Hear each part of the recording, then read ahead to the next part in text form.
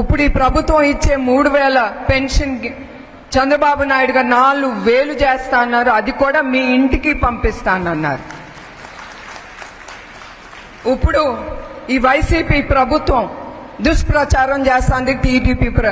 TDP ప్రభుత్వం కాదు, వాళ్ళకి ఎప్పుడు చంద్రబాబు నాయుడు అదే ఆలోచిస్తారు. చాలా ఆయన పేరు రోజంతా జపం చేస్తారు.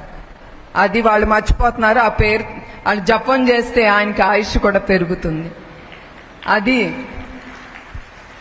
ఏమని ఈ పెన్షన్ ఇప్పుడు ఎలక్షన్ కమిషనే చెప్పింది వాలంటీర్స్ తో మీరు ఇవ్వకూడదని.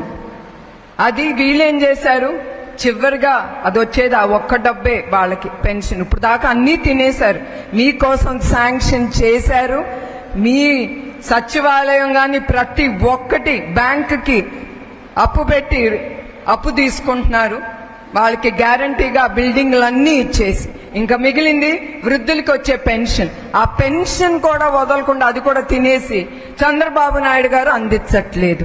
ఇదే చేస్తున్నారు. ఏ చేతగాని పని వాళ్ళదుందో ప్రతి ఒక్కటి తెలుగుదేశం పార్టీ లేదా చంద్రబాబు నాయుడు గారు ఇదే వాళ్ళ భజన.